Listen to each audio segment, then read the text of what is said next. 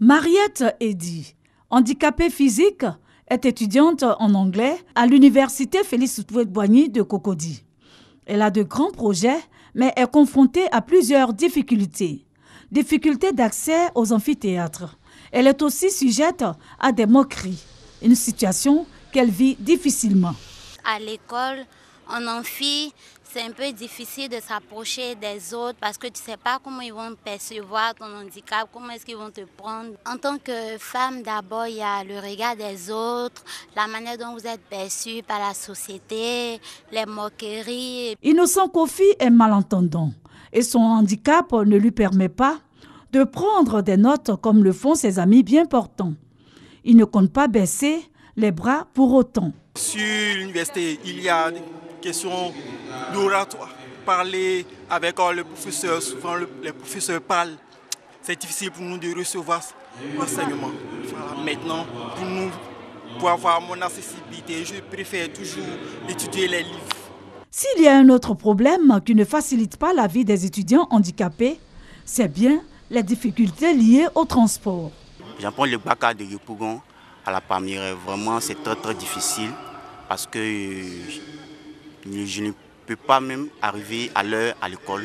Bon, j'attends vraiment que l'État mette à notre disposition des moyens de déplacement. Ces étudiants ont un rêve, celui de décrocher un travail après les études universitaires.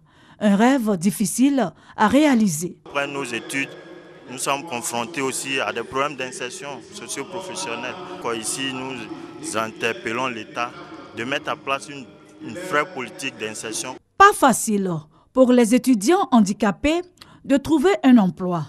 Mais sur 450 896 personnes handicapées, le ministère de la fonction publique et de la modernisation de l'administration a recruté 1000 handicapés diplômés de 1998 à 2015. Je suis au ministère de l'Éducation nationale, en tant que professeur de lycée. Nous sommes tous engagés dans la plateforme pour que l'État puisse en quelque sorte prendre des décisions rapides pour l'insertion des personnes de petite taille aussi à la fonction publique.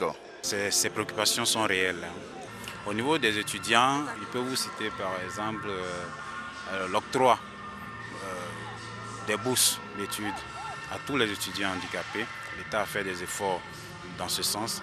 L'État a fait des efforts pour qu'ils soient également logés dans leur grande majorité.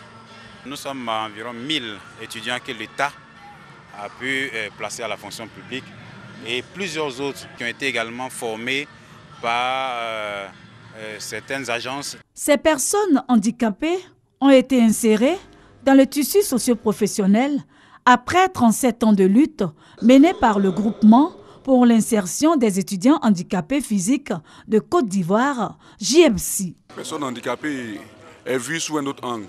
Pour certains décideurs ou bien des employeurs, surtout le secteur privé, ils perçoivent la personne handicapée comme une personne improductive. Organiser cette cérémonie, c'est associer les anciens qui aujourd'hui sont passés par la structure et aujourd'hui occupent de hautes fonctions dans l'administration publique. Et au vu de ces anciens, cela va interpeller aussi nos parents qui aujourd'hui encore cachent les enfants handicapés dans leur maison. De belles perspectives en vue pour l'insertion professionnelle des personnes handicapées. Selon le représentant du directeur de la promotion des personnes handicapées, l'État, à travers l'agence Emploi Jeunes, la GEFOP et d'autres structures privées, assure la formation de ces personnes handicapées et compte en recruter davantage les années à venir.